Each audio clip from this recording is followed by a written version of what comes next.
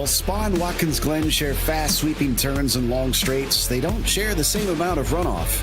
Better keep it inside the boundaries as we get ready for the PCA Sim Racing Series 14 Pro Class. You'll see it all live here on RaceSpotTV. Hi, I'm Joe Peak, and with me in the booth tonight is Ewan O'Leary. Behind the scenes is our director, Hugo Louise. We're thrilled to have Princess Cruises as the 2025 PCA title sponsor. As the official cruise vacation partner of Series 14, they provide exclusive offers, including world-leading itineraries across a fleet of 16 elegant ships, sailing to more than 330 global destinations.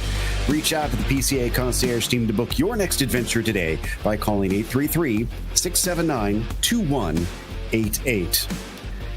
Ewan, we have completed the first round at Spa. We kick things off now at a new venue these 2 weeks.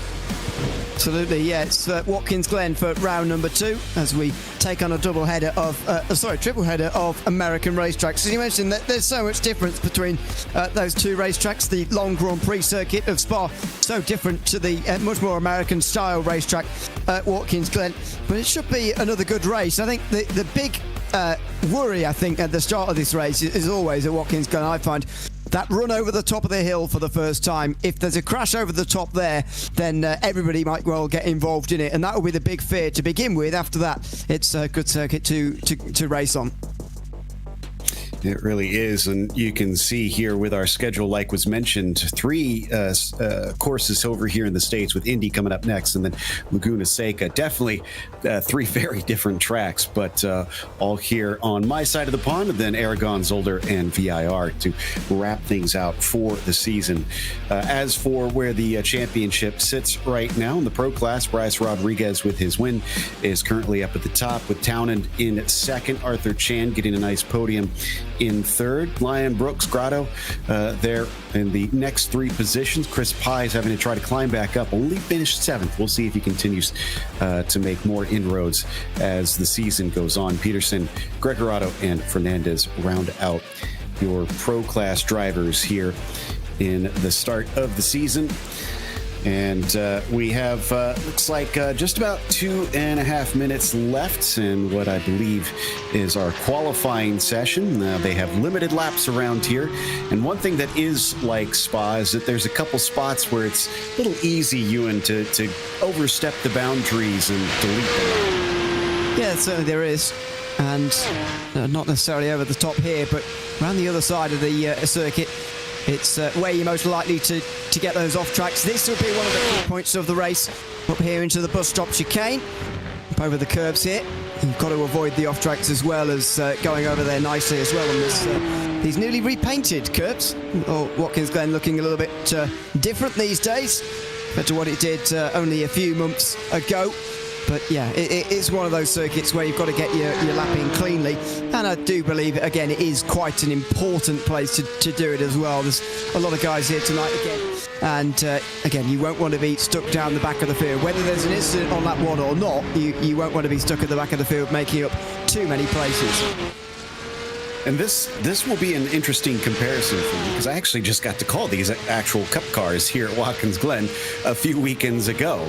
And it proved to be surprisingly difficult to pass. They didn't have as much slipstream as you expected. So let's see if this also has sort of a similar issue as we hop on board with Schurer here, coming down and towards the end of the lap. Currently the 121 is actually lost track of where he is. Has he got a lap in? Looks like he does. I don't know where he is at the moment, to be honest with you. Maybe he does. Further down, certainly. It looks like maybe that time it's going. Yeah, we're hearing 34th. So yeah, apologies. Our timing and scoring looked to be a little bit out of date there. So Michael now puts himself last amongst those who have actually set a time. So he is going to have quite a bit of a day trying to climb his way up the order. Yeah, finished 28th at the first round of the championship back at Spa. So used to being back there, unfortunately, and working his way back through the field. Glad to say, by the way, that we've got more drivers here tonight than we had begin the race last week. 33 starters at Spa. 1 week ago. Top 40 score points, so everybody will be getting points. But if you're outside the top 30, very, very low points indeed. So you want to be at the very least inside of that. But part of tonight is going to be about staying out of trouble. Such a close field all the way down through these 36 drivers that it's going to be a very exciting race and very close, you'd imagine, as well. But we'll go into the warm-up session. We'll hopefully have a lap on board with the pole sitter in a moment if we're able to grab it. But yeah, qualifying for the 36 done, and remarkable that we've got more than even what we had last week. Not too surprised because it is a very popular track. In the meantime, this is how they will begin, with Bryce Rodriguez on pole following up his win last week. Kerry Brooks will be P2 with Thomas Ewing starting third, Blake Townend in P4 with Arthur Chan in fifth and Jesse Lyon starting from the sixth position. From there, Pat Klein starts in seventh, Thomas Briggs in P8, Ed Eisenring good enough for ninth this week. Leif Peterson better qualifying this time around, rounding out the top 10. Chris Braun is going to be 11th with Thomas Isabel in the 12th position. Then in row number 7, Logan Grotto starts 13th, Klaus Nielsen P14. Matthew Odell will start from the 15th position with Chris Pies to his outside. He's got Terrence Tong then in the next spot down in 17th. Chad Henson will start from the 18th position. Enrico Gregorato will be 19th, and Kevin Jokel will start in the top 20. Joe Sinclair Jr., he is going to be 21st, Eric Sutton in 22nd. Then in 23rd, it's Sylvester Canny and Michael Patterson in 24th. The quarter century mark will go to Michael McKenney. Matthew Jokel will then be 26 as David Fernandez starts 27th. Jonathan Waltman starts to his outside. Ben Leung is 29th, and 30th goes to Rich Minkler with just a few more as Beto Mag starts 31st. Brett Holmes 32nd and Stephen Poles in 33rd. Michael Schuer is going to be in 34th. Rich Dalmazio 35th, and Matthew Siddall in the 36th position today. So, like we heard Ewan say, quite a few cars out here, and it looks like we do indeed have an onboard. Ewan, you want to talk us around? Yeah, on board with Rodriguez, who finished last week at the top of the standings at Spa, down in towards turn number 1 here from Watkins Glen, sort of on the inside, or sorry, the outside of that inside curve, if you like, where it crinkles a little bit, and then utilising all of that exit curve as well before this long run up the hill. It's absolutely flat out over the top of the hill there, so the run out of turn 1, which is so important for your lap time around here, and indeed why slipstream gets so important, at least at the first part of this circuit. Then into the chicane, the bus stop, bouncing over the curve through here. Such an important part of the lap, not to get any off tracks or anything like that. Very wide, I must say, through the first part of the outer loop here, going for a late apex, but still manages to grab back decent speed. And then into the Grand Prix section itself. Turn 6, keeping as tight to the inside as possible. Pretty simple, really. Just let it run out, follow the natural curve of the road. Then uphill in towards turn 7, where things get a little bit tricky. You can brake a little bit later as a result. Getting on the power always difficult because you can't really see where you're going round the corner. It's a bit of a blind exit. Then down in towards turn 8, the heel of the boot. Again, pretty simple, much like turn 7, but a bit, or turn 6 rather, but a little bit more simple. Not quite using as much curb or tarmac on the left-hand side there before the uphill off camber, right left-hander at turn 9. Very, very difficult off camber turn before these final 2 ones. Very committed corners here, medium speed, needing a little bit of a lift off through the penultimate and final corners. Goes into the front straight and gets as close to the wall as possible. That's how to maximise the lap. It can all be thrown away right at the very end, just with the merest kiss on the wall on the outside, and Rodriguez avoided that. Of course, he's going to try and back up what he was able to do back at Spa. And like we said, with the at least speed and corner similarities that you've got here, it may well play to his favor. But last time, the first corner kind of helped him out. Now, unfortunately for our drivers, Ewan, turn 1 down into the 90. This place is notorious for things kind of going upside down for a number of drivers. But they do have plenty of runoff to the outside to try and escape. Yeah, and that is a real advantage of this modern day Watkins Glen, because that hasn't always been the case. But through turn 1 shouldn't be too much of a problem, you'd think. The problem comes when somebody gets spun in front of the field. It doesn't matter how much outside runoff you've got to go and dive off into, can still be a big problem. And as I say, turn one actually doesn't end up being the main problem, I feel. It is over the top of the hill where everybody's running side by side. Generally, it's not really any other time in the race where you see side by side over the top of the hill there. And so it becomes a real problem sometimes. And as I say, if there is a bit of contact and there is a car spun around in front of the field, then generally everybody piles in because there is nowhere to avoid. Unlike turn one, you can see there, it suddenly narrows straight in when you get to the rest of the track. Very much so. And yeah, even in real life, we do see some pretty serious pileups up through there if you are not careful. So everyone will have to mind their P's and Q's. The good news is that this league is very concentrated on trying to make sure that drivers are safe on the first lap because they want to see everyone get a good opportunity to try and get through that first lap and get some racing down as you see them lined up. Thankfully, it's only a partial pace lap here as it is pretty long around this place. They'll go around about 3 or 4 corners here, and then they'll be off to the green flag. It is slightly windy, it looks like, not too outrageously slow, so at about 11 to 13 kilometers per hour and about 25 Celsius on the track itself. So slightly warm, but again, nothing too nuts out there.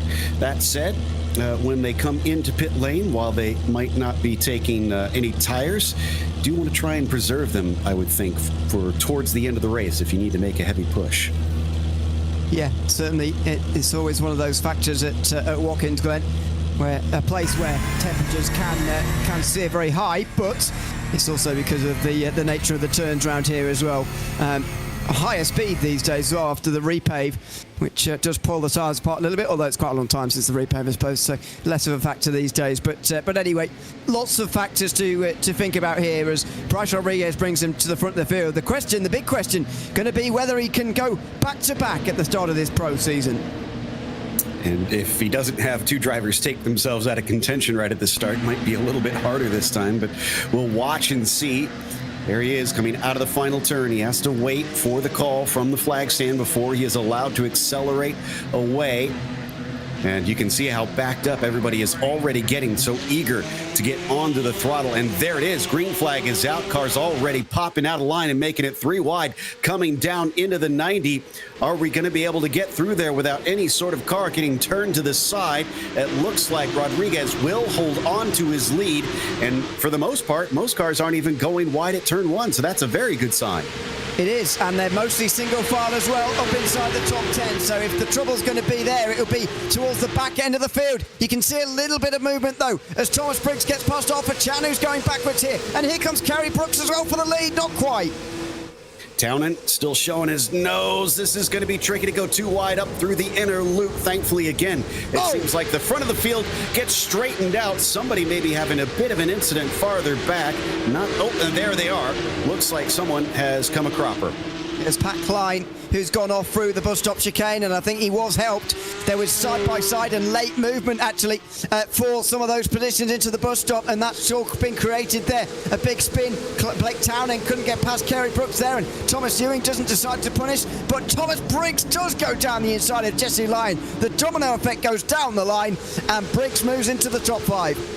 Briggs with an aggressive move, I must say, but he made it stick, and he was given space down through to the apex. Meanwhile, behind him, the 115 of Jesse Lyon, trying to see if he could get involved in this one. You're right, it does seem to be a bit of a chain reaction backwards. Someone makes a move, if it doesn't work, it just kind of trickles on back. Yeah, exactly. It's the domino effect, and someone had to go down the inside. Eventually, as weird as it sounds, if somebody doesn't do that, then actually they end up just crashing into each other at the back end of the field. Just a really severe concertina effect if nobody goes for a move. Look, it doesn't very often happen because somebody does go for it at least somewhere, but if nobody does, then you end up crashing into the back of each other, which is even less ideal. But Briggs makes use of the situation and moves into the top 5 at the end of the opening lap, which is cleaner, gladly, than what you can see around this circuit.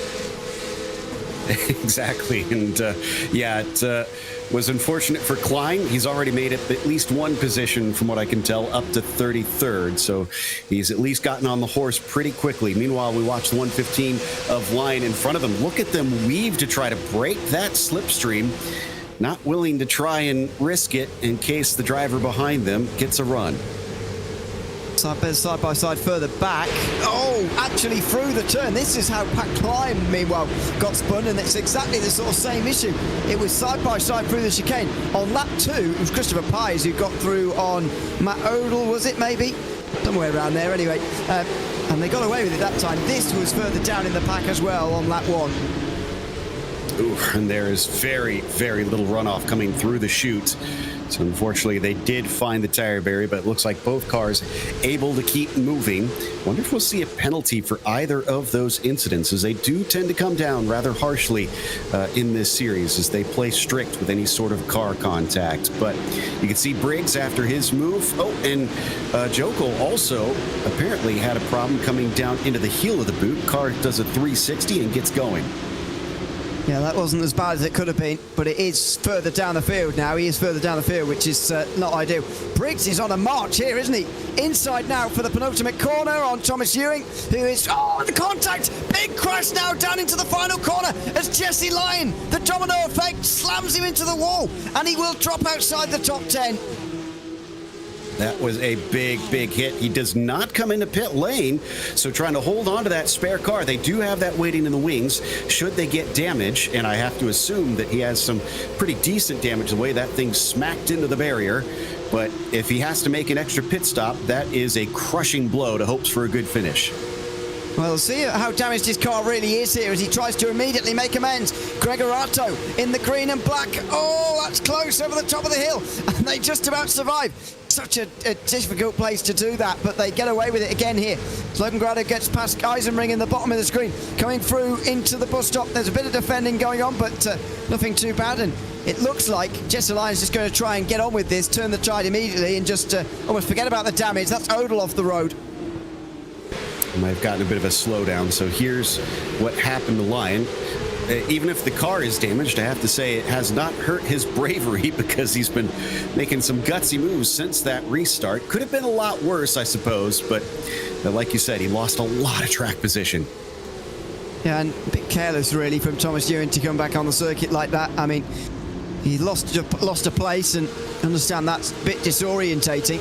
However, he did just come straight back onto the racing line where Jesse Lyon was, and probably looking to make a move actually, but ended up getting slammed straight into the wall. So that was a bit of a shame for Jesse Lyon, who's now a long, long way back in this field with a lot of work to do. Finished 4th place in the opening round of the season, and he's hoping for a consistent season. Here he's planning side by side with Chad Henson.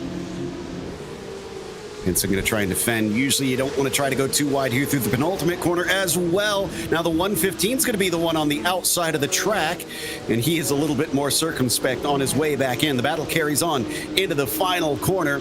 Lyon not giving up, but he has to slot back into line as he's not able to make it stick. Nope. And side by side even further back again, just outside the top 20 in towards the first corner. Sylvester Canny still side by side, and oh dear, don't make it 3 wide. Typical enough to going 2 wide up over the top of the hill here, and you're about to see why. A little bit offline through 2, got to be careful through 3, smacks the wall, here we go. Then you can see the problem. If they're all a lot closer together on the opening lap, then it can be disastrous, but at this time David Fernandez saw it coming and he just went straight through. Again, I'm surprised that cars are able to keep going after some very scary moments, but this is a real testament to the pro class. This is the fastest and top tier here in PCA, and they're proving that skill, though it's also proving just how tough of a track Watkins Glen is. The 06 down to the inside of the chute, forcing the red machine out wide and keeping it out of the marbles and out of the barrier for a second time. Yeah, very nicely done from all of these guys so far, but especially in the midfield where they are actually side-by-side racing. Out front, there's not been too much side-by-side yet. Only Thomas Briggs really has been making up places and doing it cleanly, and he's looking like he's sort of applying the pressure for doing it again here. But the more that they do that here, Briggs, Townend and Kerry Brooks to get dragged into it as well, the more that's going to allow Bryce Rodriguez to get away at the front of the field, which is what he's certainly in danger of doing at the moment. Matt Jokel from 22nd position, looking up ahead, sees those three cars close together, knows as soon as they start squabbling, there's a good opportunity to get involved. He should close it down rather fast if they go side by side. And often you will see some attempts down into the 90. Let's see if anybody pokes their nose out in this downhill braking zone into this steeply banked right-hander. Nope, they're going to stay pretty tidy up there. Yeah, all single file, but again, great to see those onboards as we go to the battle for second again.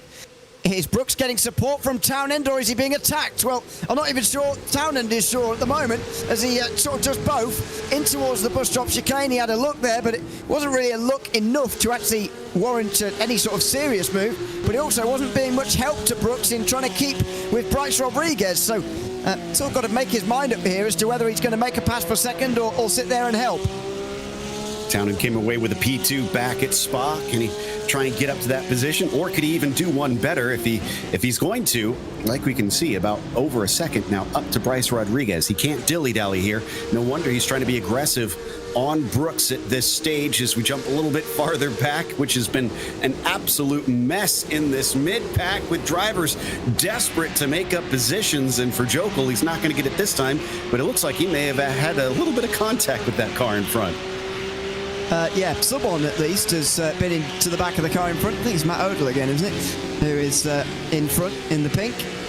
So that's what happens to these Porsches when you run into the back of one of them. We saw it a couple of times at Spa as well. I'm sure we'll see it most races this season, to be honest. It's just one of those things in close racing context is bound to happen as we complete the first 10 minutes of this race here tonight. Rodriguez leads by over a second, and first pit stop in the background for Logan Grado.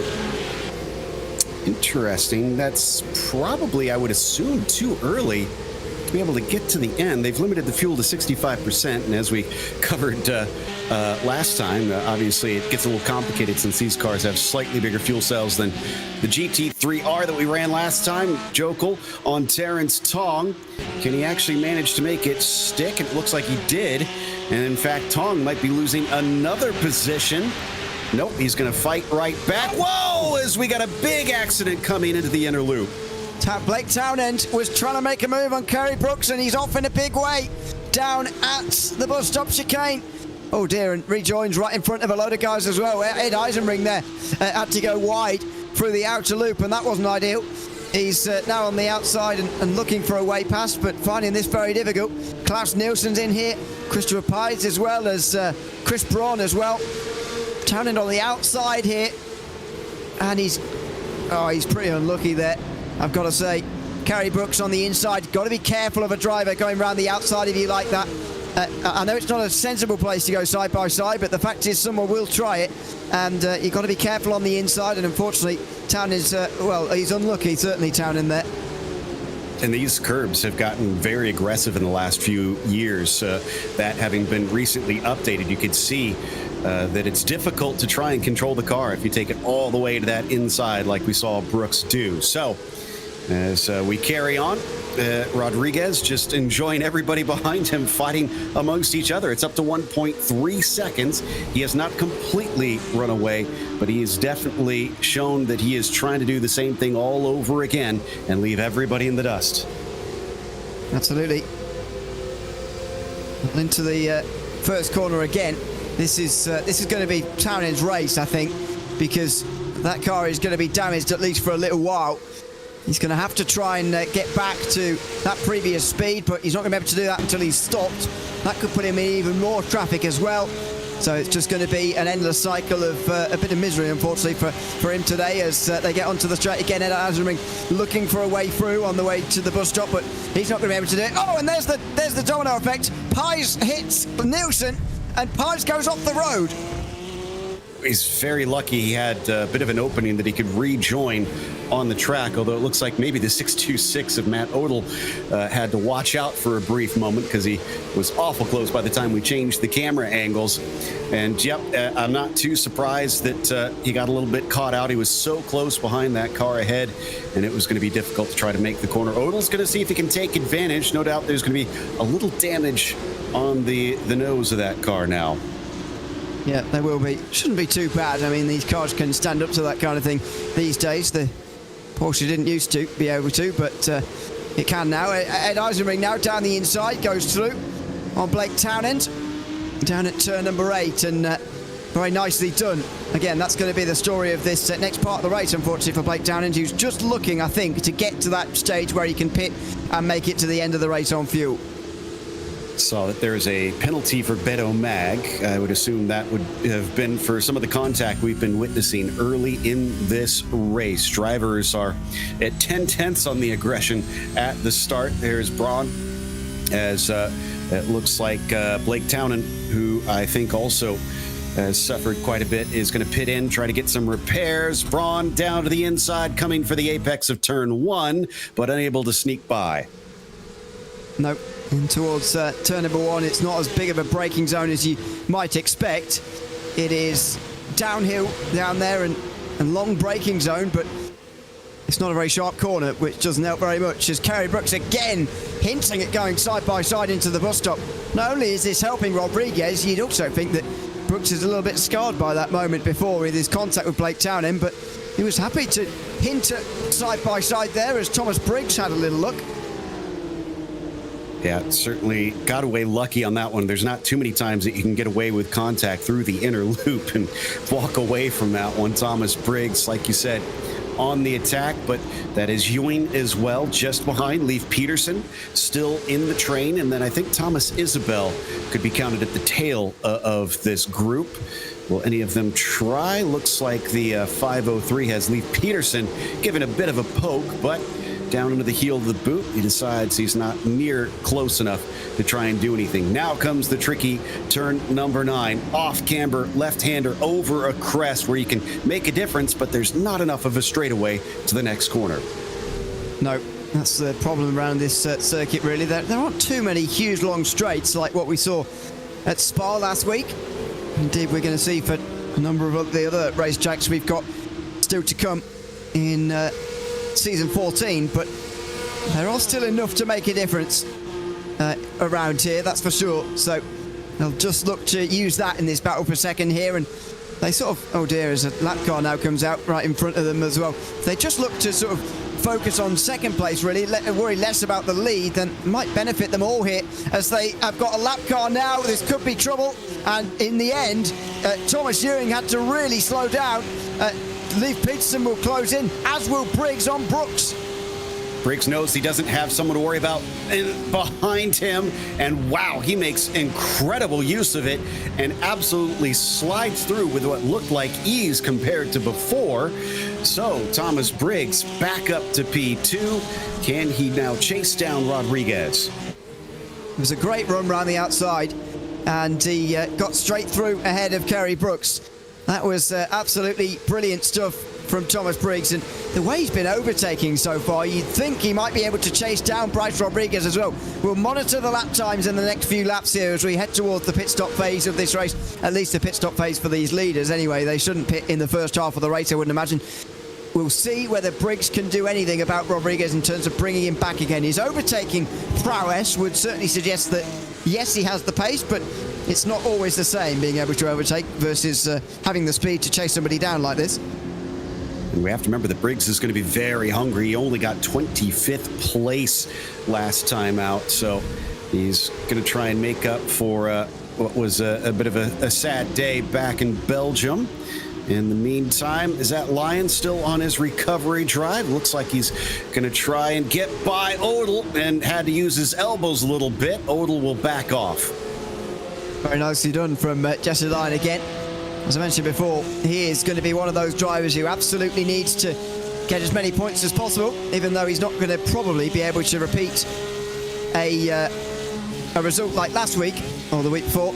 in the first round of the championship where he finished in 4th. He can at least give himself a bit of a safety net for the rest of the season. Even if this does become a drop week, it gives him a safety net for the rest of the campaign to know that he's got a decent result bagged. And you'd imagine that a top 10 is absolutely more than possible now for Jesse Lyon in this race. Certainly. And you can't give up in this series. You got to try and fight back as best you can. Hope that others will run into trouble. And as we see, this track can cause some trouble. Did you see Odell's car absolutely fly over those curbs? Yeah. They're pushing through the bus stop. I kind of feel that in the update, the curbs have been changed there through the... Oh, they have, yes. They mentioned that in the update.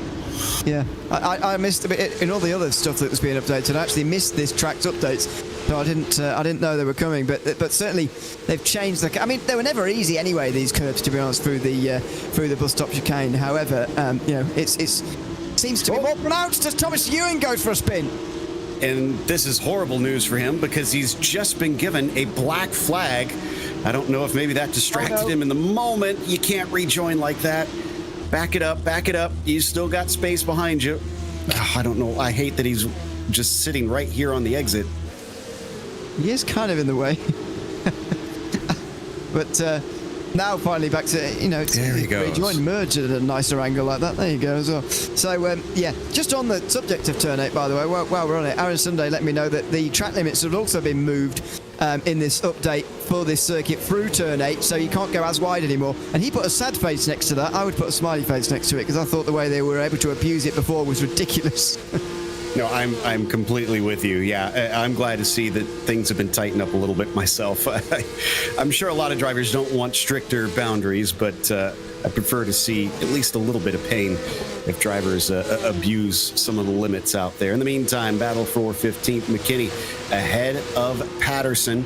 Patterson with a pretty decent run. They get up to some incredibly high speeds here, 165, sometimes up to 170 by the inner loop. Yeah, it's astonishing speed that these Porsche Cup cars have these days. The upgraded cars as they are, or in terms of speed, they're much closer to GT3s these days, the Porsche Cup cars, than what the last generation were, the last generation that we had here on iRacing, which has, of course, since been changed over to this version as well.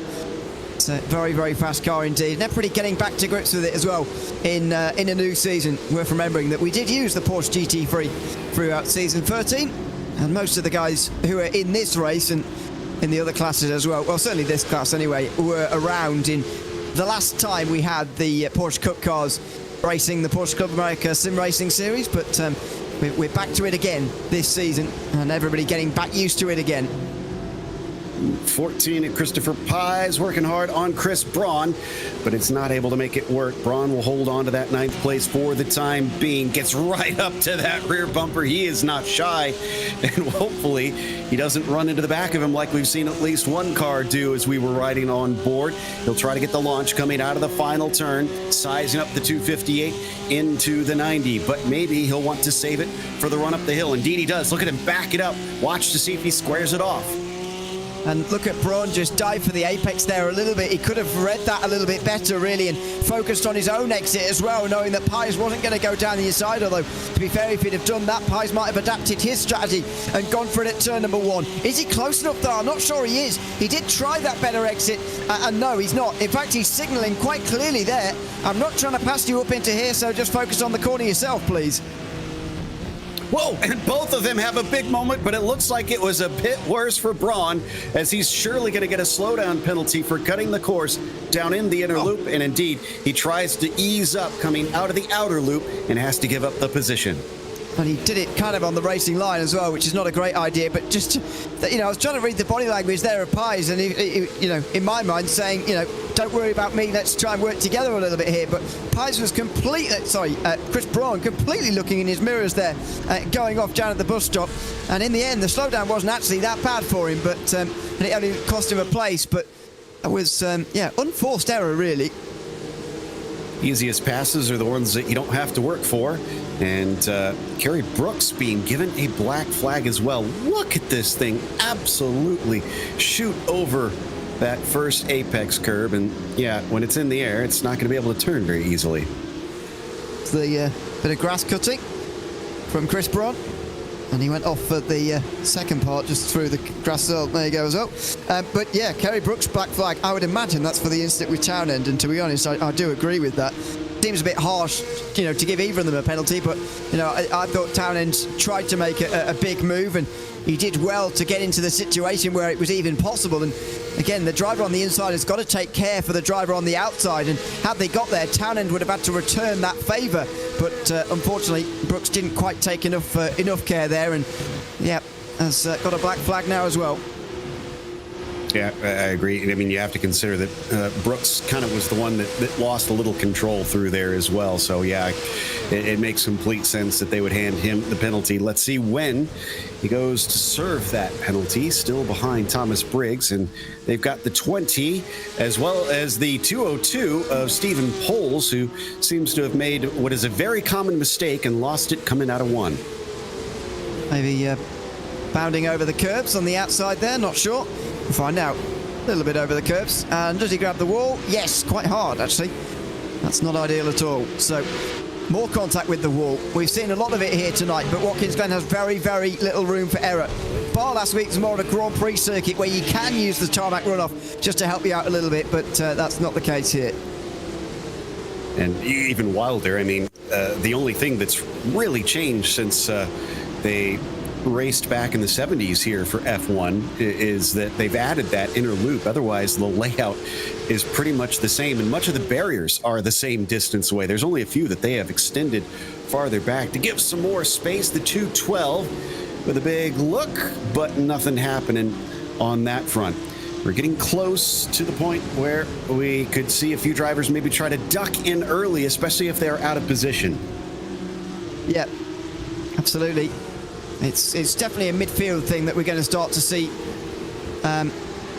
here in the next few moments, because if you're leading, then you're going to generally end up in the pack, if you like, sort of 30-40 seconds off the lead. And if you look at where 30-40 seconds off the lead is, it sort of gets you in the low teens, in the sort of early 20s. It's, very, very traffic heavy, that part of the track, so you don't really be hitting as you wanted. These guys, you wait it a little bit longer, but as you see with Joe Sinclair Jr., if you're a bit further down the back, you do have a bit more freedom to come in.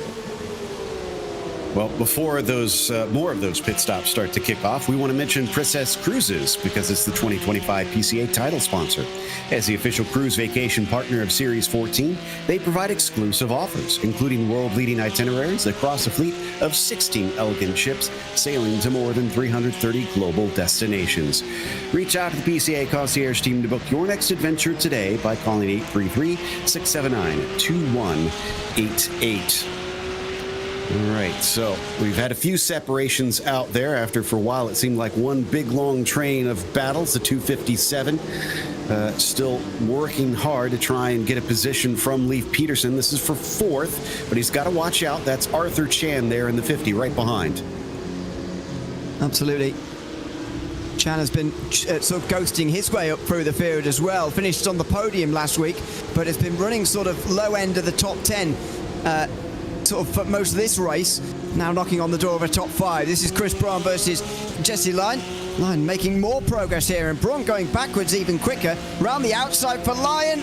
Oh, he'll be having flashbacks at this part of the circuit again, but he gets away with it this time.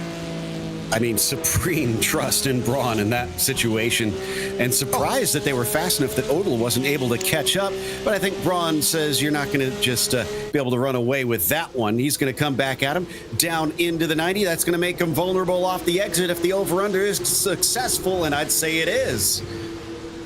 Very much is.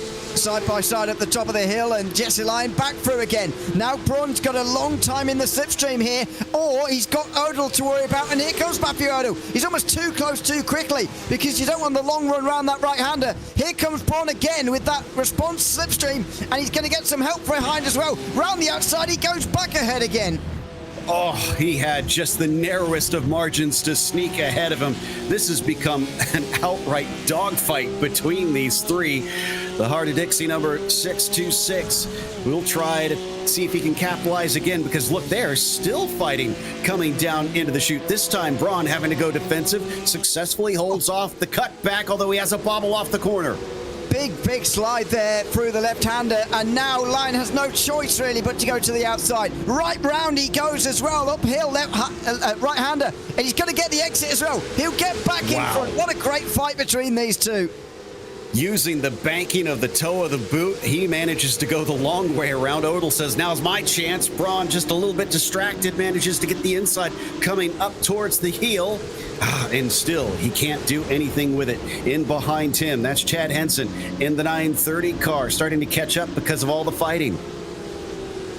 Absolutely incredible fight, though it is. I mean, again, not maybe sensible for the race itself, the actual outcome of the race, but a very entertaining one indeed, as Thomas Ewing unfortunately tows back to pit lane after receiving a meatball flag. Easy to get those around here with those powder blue walls so close to the edge of the track. So it looks like we've jumped back upwards a little bit. Back to Arthur Chan once again. Isabel just in front of him. Lee Peterson still on the podium. Here is Arthur Chan taking a lot of that inside curb. Drivers having to be aggressive, it looks like, to really find the speed. And it's not just the danger of those curbs. I mean, it's almost like a street course now that they've changed this circuit with that sort of pavement on the inside. You need to get right up to the Armco. Yeah, it absolutely is. It has been in places, this circuit, sort of street circuit. It does remind me of that in some senses, but it's sort of an American-style racetrack where it's not FIA Grade 1, so there's no, tarmac runoff everywhere, other than in very few places these days. Down here at the end of this straight, we do have a little bit of that, and in the final couple of corners as well. But as you get to the middle part of this circuit, there's really very little room for error. Really keeps a good character to this circuit, which is very good to watch, even if it is a bit punishing for a driver. It makes it absolutely fascinating to watch. So it's been an enjoyable first half an hour, I've got to say, and we've got a proper race on our hands because 31 minutes to go, 1 second the lead for Rodriguez over Briggs. It's going to be properly close. And that's impressive because Briggs had to make a pass, and I think it was up to nearly a second and a half by the time he was able to make that overtake. So he has run him down. It's bit by bit. That means it's going to be extremely difficult once he gets there, though, if they are that close on pace. And Rodriguez trying to make him work for it at the least.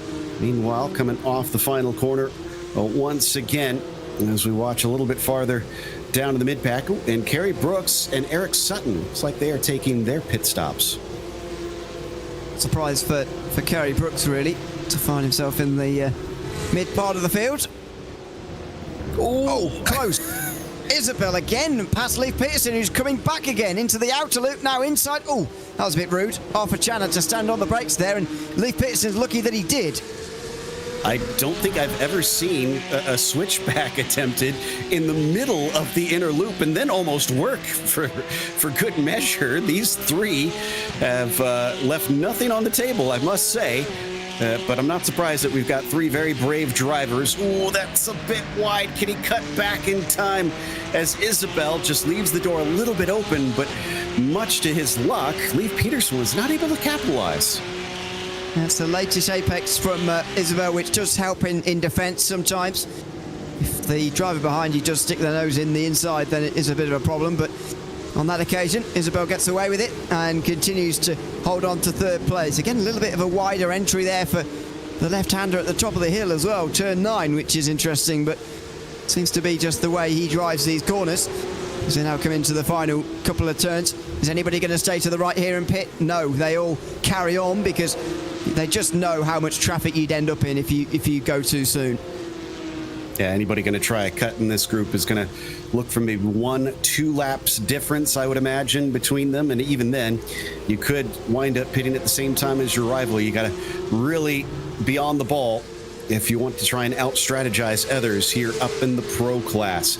We see another attempt coming into the inner loop. That seemed to be where Lee favored it last time, and he does get a very good run. If they go side by side, then they've got to play nice, as we've seen. He is going to try and tuck it down to the inside of the first apex. He'll almost get completely past as they come into the corner. He is fully passed, and he is going to take that third place away. Very nicely done from Lee Peterson to get ahead. It's the place to do it, isn't it, really, into the bus stop, even though it is fraught with risk. It's the place to do it because it's at the end of the longest straight around this circuit, and if you can get it done, then there's pretty much no response because of the nature of that chicane. So Leif Peterson's through, and I think he's going to drive away as well. Thomas Isabel might well be better placed to start focusing on defending this fourth place as well, and less worrying about Leif Peterson unless there's an immediate hit back that he can do here. Arthur Chan is sat there waiting to try and capitalise on this as well.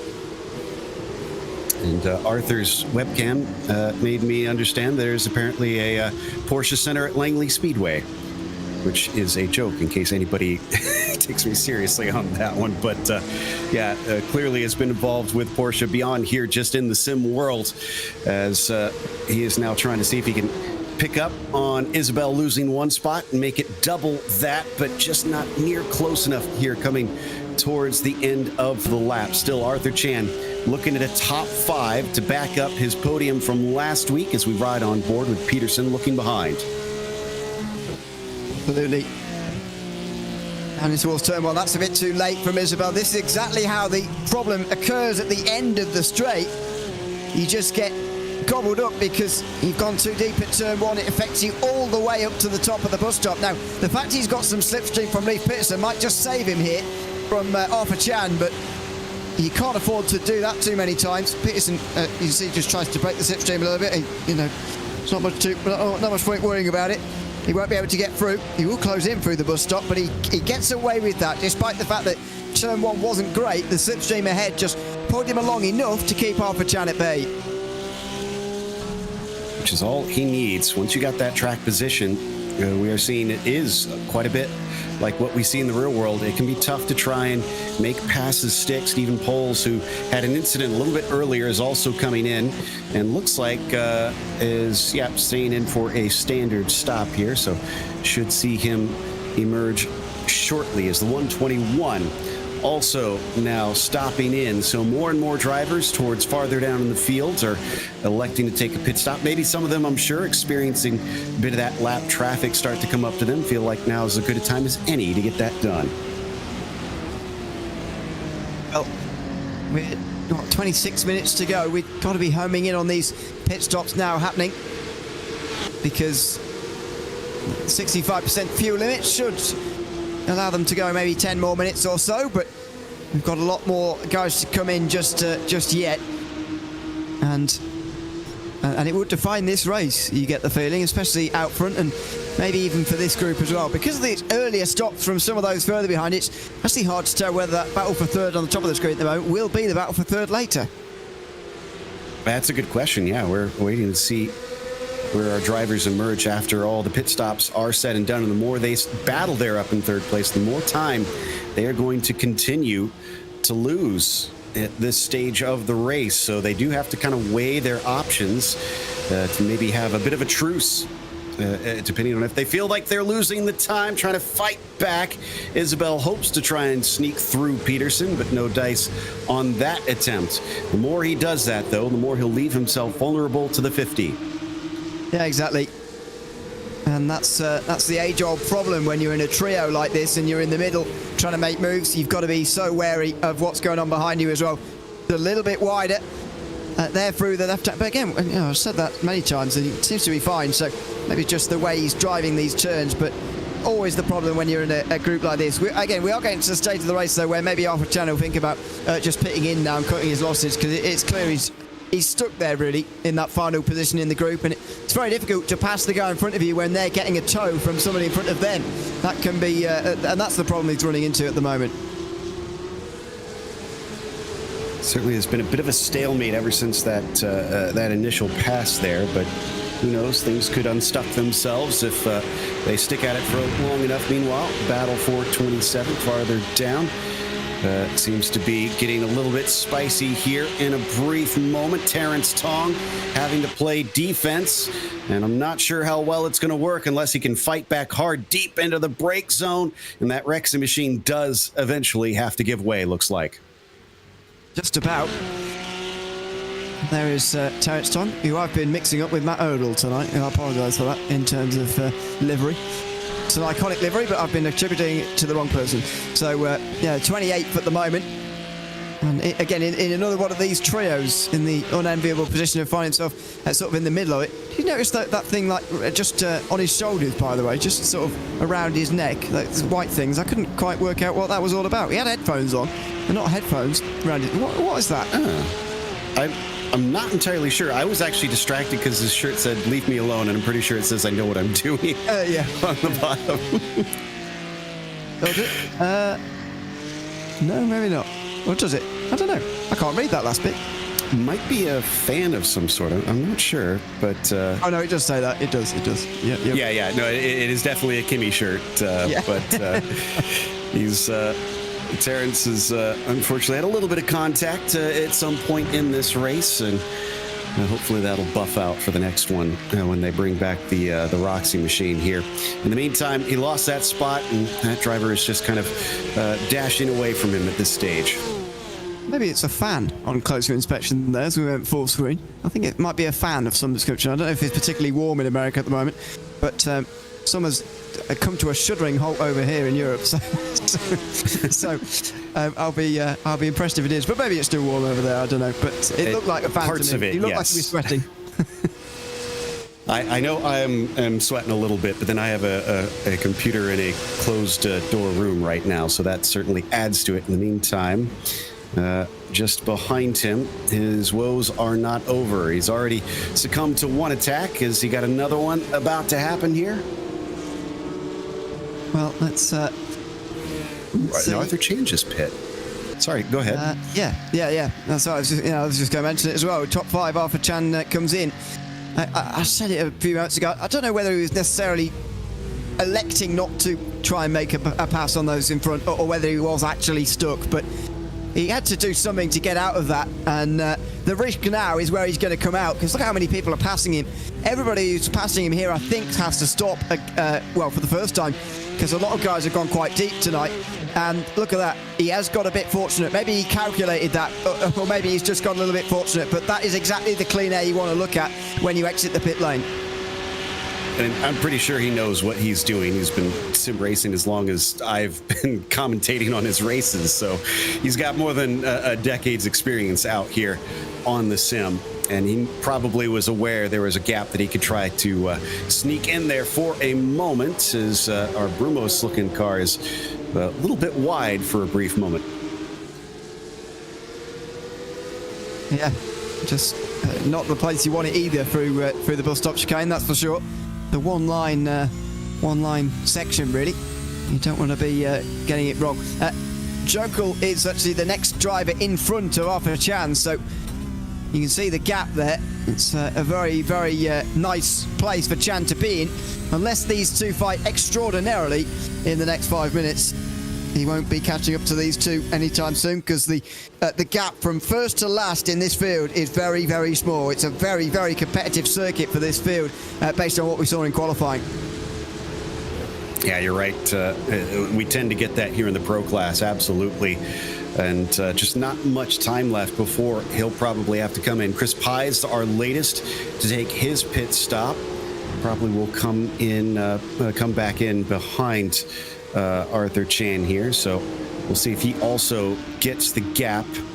In the meantime, we've been watching these two fight a little bit farther down the order, and yeah, there is Pies now taking his fuel. Should be back out, done and dusted. Stop time about 13.7 seconds is actually decently fast. Yeah, it is. So we'll keep an eye on the right-hand side there for the pit stop times, especially for these two. Haven't seen them for a while because they haven't been fighting, but Rodriguez has been caught quite decisively on this lap, I feel, by Thomas Briggs. Not sure quite why, whether there's a reason at all, but Thomas Briggs has been putting the work in here, and he is right there now. 19 minutes to go. Neither of them have stopped yet, and I don't think either of them will do for a little bit, but it's a proper race for the lead between these two.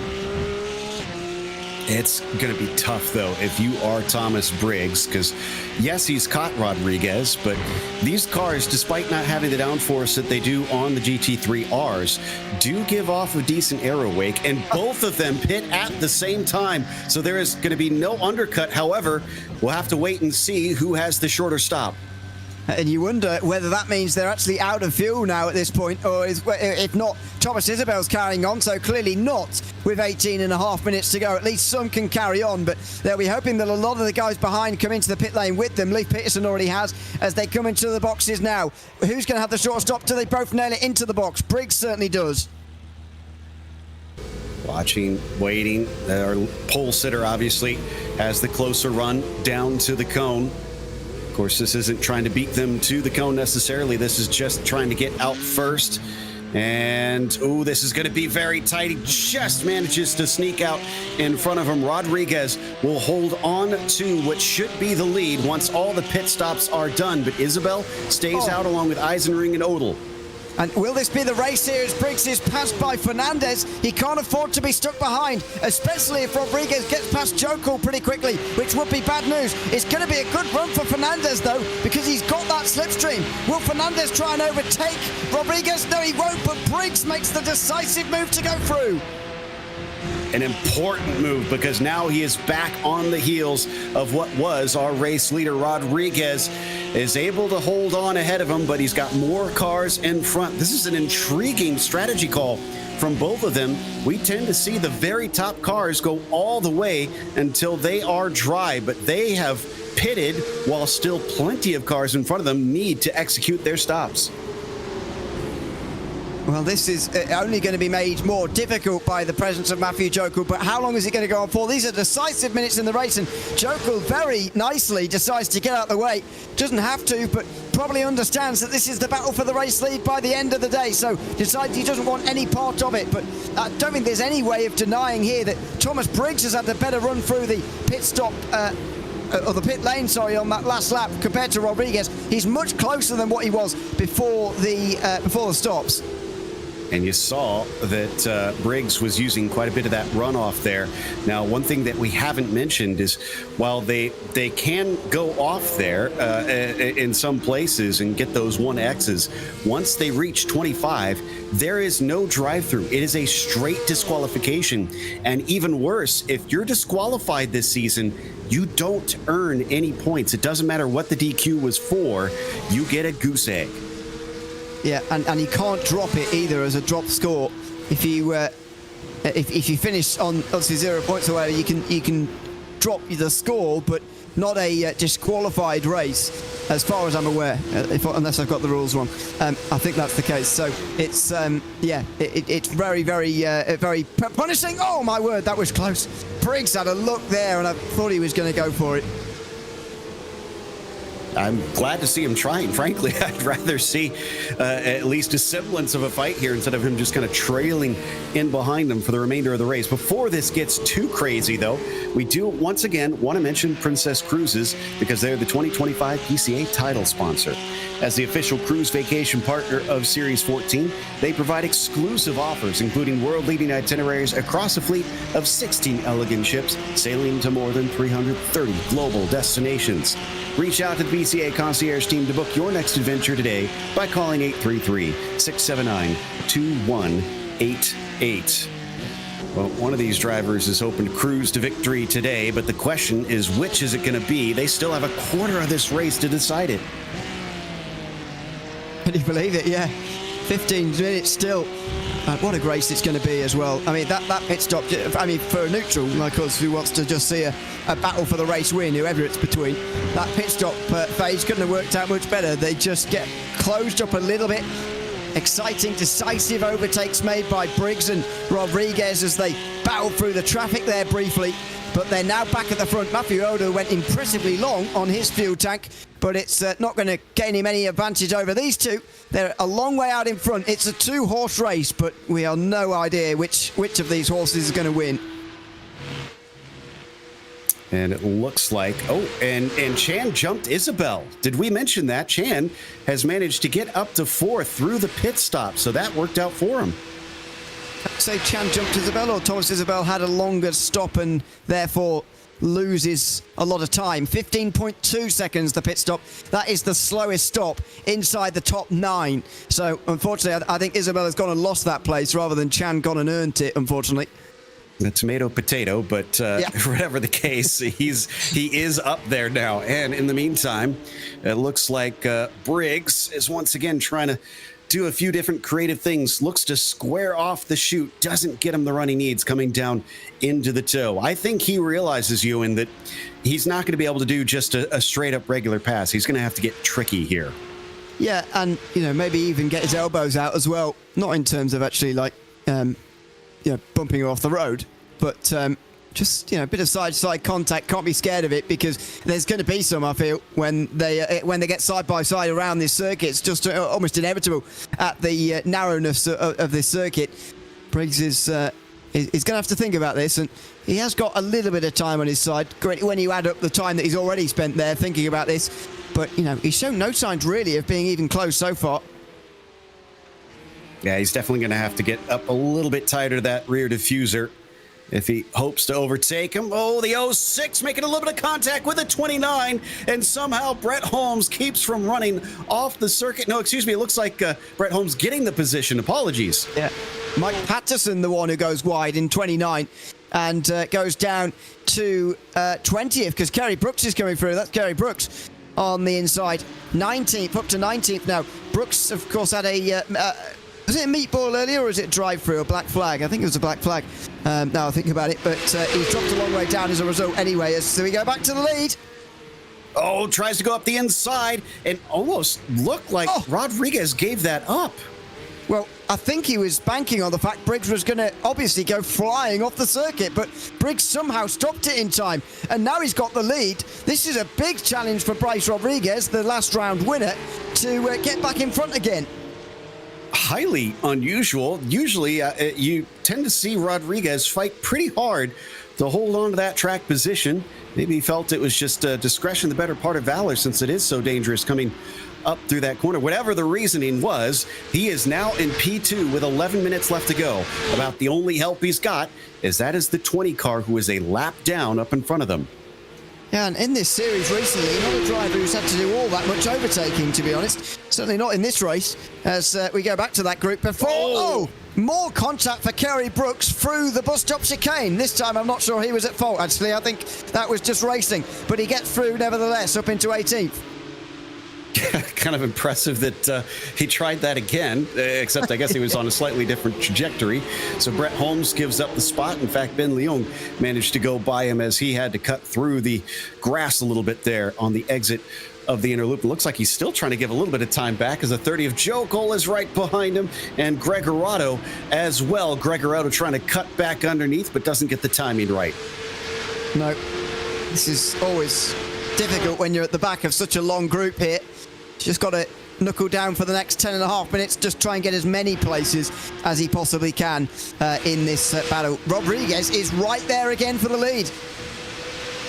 Well, we see a reverse of this. He gets a pretty decent toe. He's going to look around the outside, but he doesn't try and force the move. In front of him, that lapped car still kind of hovering around, tries to get underneath him down into the outer loop, and gets chopped off as Briggs says, no, not yet. Again, he's able to keep the place, Briggs, this time round. That's the first time he's really been attacked for this race lead, as well as they approach a lapped car just up in front. I think that's Beto Mag in car 20, who's about to go a lap down for the first time, unless it's someone going a lap down or multiple laps down. But I don't think it is. I think it is Mag. And that's the sign, actually, that we're starting to catch the back of the field. There shouldn't be too much lap traffic for the remainder of this race, but there may be some. Yeah, I think they got close to Beto a little bit earlier, and wisdom there from the 20. He saw what was happening, gave them space, did not want to influence that one. So yeah, I think it was just they caught him earlier, but then the pit stops happened, and so they were behind him a second time. And still some serious threats happening from the 24 as Thomas Briggs finds the shoe on the other foot. He now has to go from attack to defense. Absolutely. And that's going to be a big change as well, because you saw the way that the two actually pulled into the pit lane together. Thought about it at the time. Briggs has come from a long way back in this race. He's made a lot of overtakes. compared to Rodriguez, and so it will be a different feeling. Admittedly, it's an easier place to be, I think, around this circuit, to be the leader rather than the one having to make the moves, but it is a massive change of mindset for these final 10 minutes, and he's surely going to lose the lead here. Rodriguez is so close. He immediately tries to cover the right-hand side. He knows that that's going to be the desired line, and actually it works pretty good through the S's. He's pulled a little bit back away from him. Now they try to give a little bit of the side draft coming through the inner loop, and he still comes out ahead. It does, to me, look like Rodriguez has been a little bit more timid whenever he's on that left-hand side coming up to that set of chicanes. Yeah, it does feel like that, but I feel like it would be the same, although we've not seen it. I feel like it would be the same if he was on the other side as well. I don't think it's the side of the road that he's scared of. Just doesn't want to have a crash through there, and, you know, you can absolutely understand that based on what we've seen so far tonight. Don't forget, he's not even been involved in that. I guess it's just a pre-race fear that he would have had that he's still clearly got. But will he finally, towards the end of this race, start to go a little bit deeper into that bus stop and going a little bit more firmly? And in the end, will it become a game of chicken between the two of them? Because Rodriguez is clearly quick enough at that part of the circuit to make something happen, but he's losing that game of chicken at the moment to Thomas Briggs, who's winning it every time. That was weird. I think that was the 121 potentially that may have had a bit of an incident coming up to turn 9. So he's since taken a tow and decided not to cause problems for any other cars out in front of him. Down to 7 minutes left on the clock. That battle for 21st that we saw a little bit ago, that was Greg Arado with Kevin Jokel. And this is what, he got a little loose and just got a little bit of a hit from behind. And yeah, he decided it wasn't worth trying to recover the car, especially, thankfully, with the leaders coming up behind. Yeah, only just got out the way in time. It was Rich Minkler, by the way, who's now right in front of them as well. This is not helping Briggs at all. And Rodriguez is going to get a massive run here. Oh, he's going to go through the middle, is he, maybe? As they go free wide, he is going to go through the middle. Inside line, finally. Oh, Briggs tries to cut him off. The lap car's still there. And Briggs, brave again on the bus stop. He's so brave through that section of corners. And if Rodriguez continues like that, he'll never pass him through the bus stop because Briggs is just so committed on the way into that section of turns. Eyes as wide as dinner plates. Look at Briggs. He is feeling the adrenaline right now as the 24 sticks his nose in down into the chute, but again gets denied. 6 minutes left to go. This race has come absolutely alive at the end. It certainly has. You know, it's one of the best battles for the lead we've seen towards the end of one of these races for some time as well. Got to say, this is a fantastic race between these two at the moment. Thomas Briggs was way down 2 weeks ago in the first race of the season, 25th, whereas Rodriguez was winning the race at Spa. Now Briggs is up here as well, showing he can compete this season, and he's massively on the defensive here. In fact, he had some moves down that runaway along the sole towards the heel of the boot that I was a little bit worried about. You have to be careful about the sort of moves you make in defense in this series. He could get warned or punished for blocking out there. 5 minutes left to go. And again, he immediately tries to go to the inside. No, now he's trying to weave to break the slipstream to keep that 24 car from getting any nearer to him. Now, if they, and they're very close, by the way, whether it's 3 or 4 laps to go. If they do another 3 laps at the speed they've just done in the high 48s, then it is going to be 3 laps. But if they get single file again and get into the low 47s again, it will be 4 laps to go. I know it's what Briggs would rather. He's on the defensive again. Oh, and they touch, coming down the straightaway at 150 miles an hour. This time it's the opposite side for Rodriguez, and again, he just doesn't seem willing to stick his neck out into the inner loop to try and take that spot away. Briggs holds on, but it is by the smallest of threads at this stage. Briggs has done something very clever here to Bryce Rodriguez almost, that signaling that I am not going to back out into the bus stop no matter what. Put your car where you want to, but I'm not backing out at all. That's pretty clever, really, from Briggs. See whether he actually means it when Rodriguez has got his nose in front and decides to commit as well. But, you know, he's put that fear into Rodriguez that, you know, if I try this side by side, then there's going to be a crash, so I've got to figure it out somewhere else. And he's trying to do that. coming down to the heel once again. He gets awful close. He could cut back, but he's going to be on the wrong side. And again, they almost tries to pinch him down, it looks like, and they nearly have an accident. This is getting almost overly aggressive at this stage. Let's cross our fingers that both cars do get to see the checkered flag, because this could easily step over a line. Yeah, I did have that fear a few laps ago, actually, when I saw them coming side by side into the bus stop. Are these two both going to make it to the finish, 1 and 2, cleanly after a battle? Let's hope so. As they cross the line here, they've gone slow enough in these last couple of laps that it should be just 2 laps to go. And Rodriguez, on that very short amount of time, has got to find a way past. Unable to get through this time.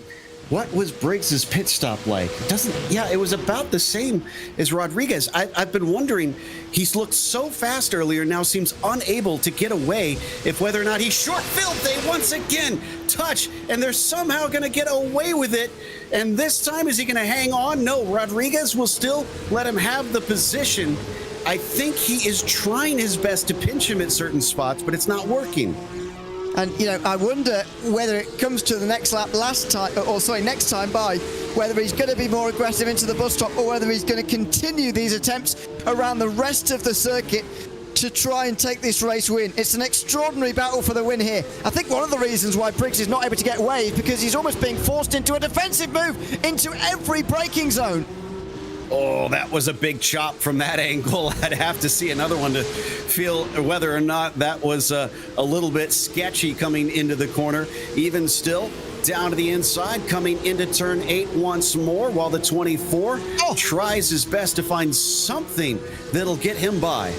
That was very deep from Briggs, and again he's looking one side then the other. Was there contact? Briggs goes a little bit wide. Oh, there was contact there, and Rodriguez doesn't quite get the run that he wants. If the next lap is the last one, then he's going to have to start it with a few tenths disadvantage compared to where he's been for the last couple of laps. Last few laps have been around the 148 range. It's going to be so close as they head towards the line. And it looks like, okay, so this should be the last lap. White was waved by Barney at the flag stand. And that time we saw him try to sell him a dummy, Ewan. He tried to sneak to the inside when he saw that 22 come back to the racing line. Could he use that move again? Is he going to go for it into the bus stop for the final time? I mean, he's just not been committed enough on these occasions so far. But can he do it this time?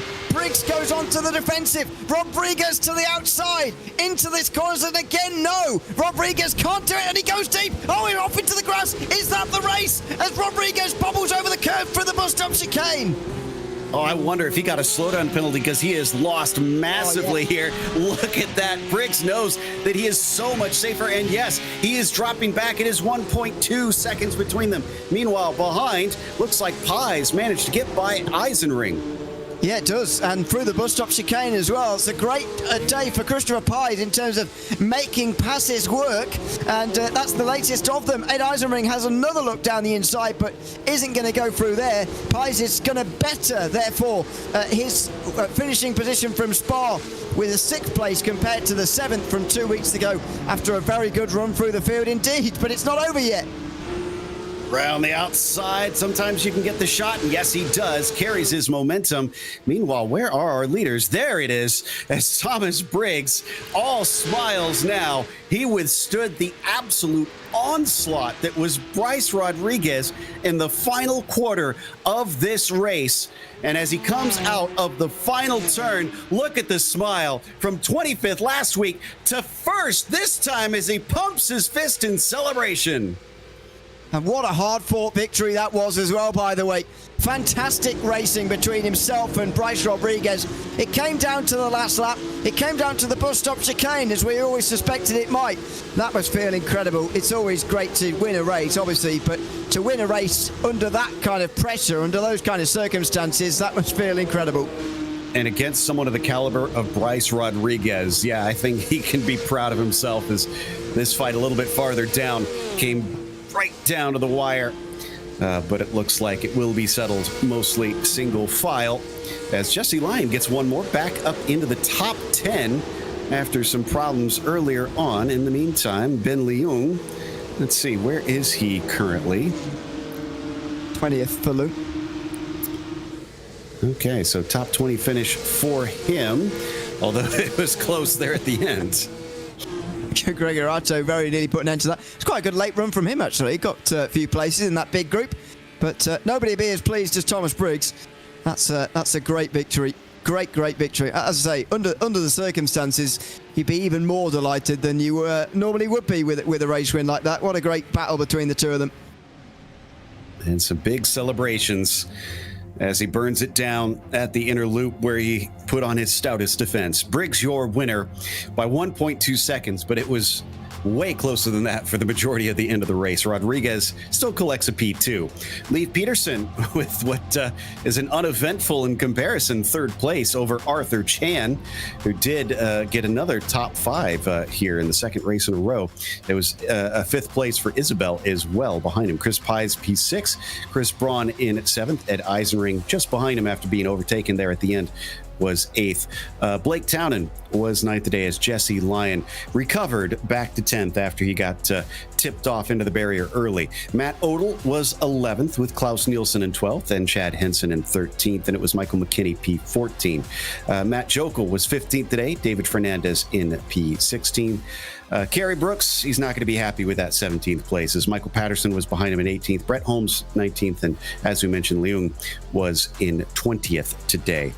Greg Arado 21st, Kevin Jokel in 22nd, followed by Joe Sinclair in the 23rd spot, John Waltman in P24. Terrence Tong only 25th today with Sylvester Canny 26. Stephen Poles had an incident at one point, but still managed to get to the checkered flag on the lead lap in 27th. It was Logan Grotto 28th and Rich Minkler first won a lap down in 29th. Beto Mag behind him in the 30th position.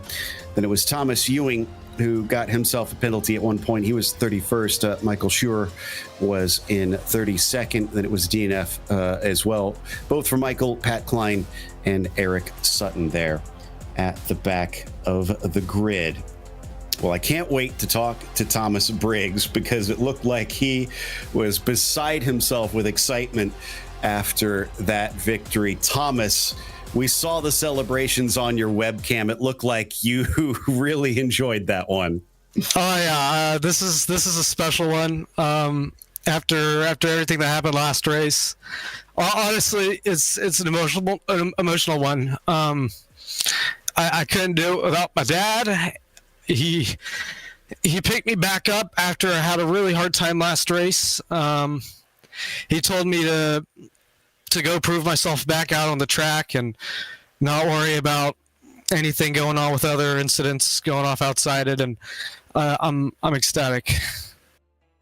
Well, I mean, incredible focus, not only in running down and catching the leader, Rodriguez, but you put on an incredible defense. After last week, were there any worries going into the bus stop? Because, man, he made you go defensive quite a few times. I didn't care if I wrecked us out. I just wanted to get ahead. Honestly, that was all I was thinking. Which I mean, I can't believe it. Honestly, it feels like I'm dreaming right now. Well, you've turned the tides around. Can you carry that on at Indianapolis? Absolutely. I'm feeling great. This is my run. I'm on it. I want to win this championship. All right. We'll keep an eye out for you. Congratulations. A well-earned victory today. Thank you. Thomas Briggs with the win.